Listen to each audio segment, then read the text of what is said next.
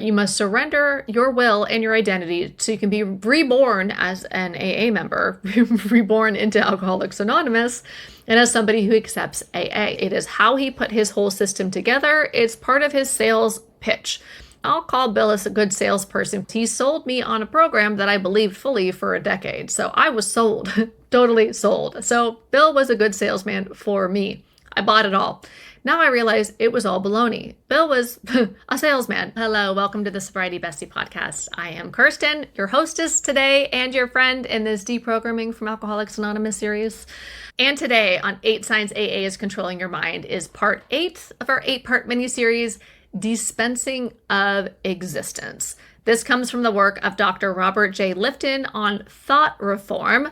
So far, we've covered 7 tactics from controlling your environment to silencing your doubt. But this last one, it's the one that makes people terrified to leave because it's not just about control. It's about who gets seen as valid, worthy, or even alive. So what is dispensing of existence? In high control groups, only loyal members are seen as having value, truth, or safety. If you stay, you're on the path. If you question or you leave or you choose another way, you're spiritually dead, basically. It's your disease. You're in denial. You're on your way to a relapse. You're already gone. You're dangerous. That's the one that is so difficult for those of us who leave, is that the people inside are programmed to think that we're dangerous, so they shun us. And the group will decide who's in and who's out. And in AA, that is framed quite literally as life or death. A lot of the reason why we get shunned when we leave is because people think they might catch the death from us, right? Because if you leave, surely you're going to die, and then you might indoctrinate somebody into the dangers of life outside AA, then you might die as well. So it's really that phobia indoctrination that drives that shunning, in my opinion. I'm sure there's a lot of other things too, but I think that's the big one. So let's talk about how AA dispenses existence. You'll drink if you leave. Leaving the program equals that you are on a slippery slope. Have you heard this? I was at a meeting in Australia when I was like 8 or 9 months sober, and it said slip. On the podium up front where the speaker was, there was a sticker, and the sticker said SLIP, like an acronym, slip. Sobriety, losing its priority. So leaving the program, you are a slippery slope. Slippery slope. They said that a lot in the meetings that I was in. It's a slippery slope. And people who stop going to meetings always relapse. This is some of the nonsense that's heard. The reason why one might think that that's true is because the cherry picking of the data, so the people who come back to the meetings after they left will come back and report that they actually drank and now they're back. Because those of us who don't relapse, or those of us who choose to drop all the recovery, like terminology, like relapse in and of itself, and choose to moderately drink, none of those people, like me, I haven't had a drink since 2009. I'm not going to go back to AA and say, I'm fine, I didn't drink. You know what I mean? So nobody is going back to AA except the people who relapse. So in AA's mind, that means if you leave, you're going to relapse. It doesn't make any sense. They'll also say, like, without AA, you're doomed. So that's implied kind of at most meetings. And even if you have decades of sobriety, you are dismissed if you walk away. Or 1 decade like me. 10 years of sobriety when I left AA, totally dismissed. So you're not just leaving a community, you're rejecting your right to exist as a person. Ghosted, shunned, it's over, donezo. There's this really weird idea where if you're not in AA, you're not sober anymore. Like it's dry, or it's not really sobriety, or it's not really recovery. If you leave and thrive, you're white knuckling it, you're in denial, you're untreated alcoholism. There's all this language. We talked about loaded language in the other one in the series that we're doing here. And of course, only AA gets to define what sobriety is. Isn't that great? How does that even make sense? And others don't count unless they're still working a program. So you wouldn't want to listen to anybody talk about sobriety if they're not in Alcoholics Anonymous, because they don't know what they're talking about, because only those inside AA exist, have a right, have an authority, understand the truth and what's actually going on. So your lived experience is basically erased unless you support their narrative, meaning you are a parrot for the group think, that you're parroting the group think, essentially. Newcomers are spiritually dead, essentially, until they are reborn through the program. You're spiritually bankrupt. You have a spiritual malady. Your best thinking got you here. You must surrender your will and your identity so you can be reborn as an AA member, reborn into Alcoholics Anonymous, and as somebody who accepts AA. There is no spiritual malady. That is one of Bill's ideas. It is how he put his whole system together. It's part of his sales pitch. Good salespeople, and I'll call Bill as a good salesperson because he sold me for a decade. Good salespeople will create all these different things that like lock it into your place, like the whole thing makes sense, their whole sales letter, and it's not actually true. It's literally, these are sales tactics.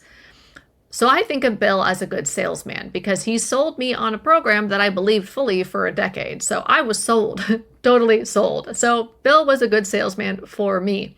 I bought it all.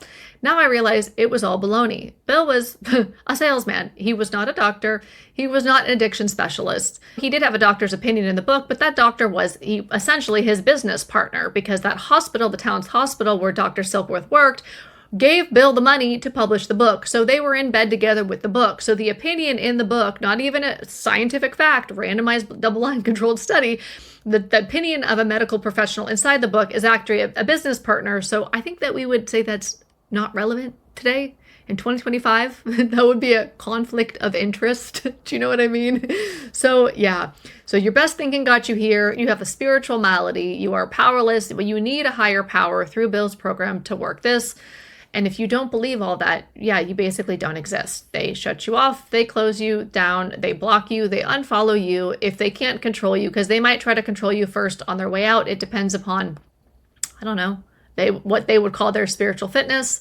Some of them will just act like you don't exist. Others will abuse you first, try to control you, silence you, shame you, and then maybe just block you out at that point. But yeah, you don't exist. Leaving equals betrayal. If you walk away, people will stop calling. You are seen as dangerous, a bad influence, or a ticking time bomb. Did you ever hear that? That they're a ticking time bomb? Meaning that they left AA or they're not doing the program right, they're not working it, so they're not going to get the results. So it's a ticking time bomb. That just sounds brutal now that I actually think about that for the first time outside of AA.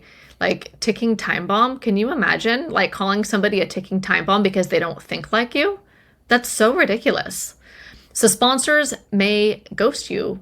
In fact, they probably will. And your old sponsees might be warned about you. People might be warned about you in the group.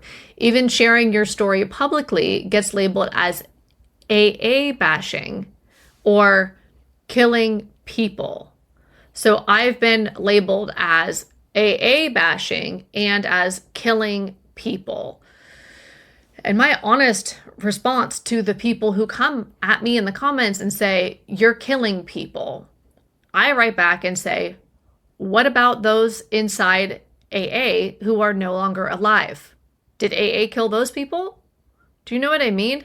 And you know what? Nobody has responded to me yet. They'll just shit on you and then ghost you. They will not respond and take any accountability for any logical conversation. Because if AA saves lives, AA kills lives. What is it going to be? What do you think? And of course, there is the conditional love bombing.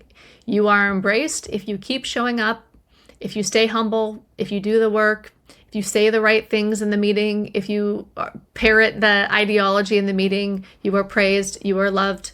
If you have doubts, needs, or criticism, that love fades. AA's unconditional support is actually conditioned obedience. As long as you fall in line, you'll get loved. But if you think differently, if you doubt it, and God forbid you leave the program, that love dries up most of the time.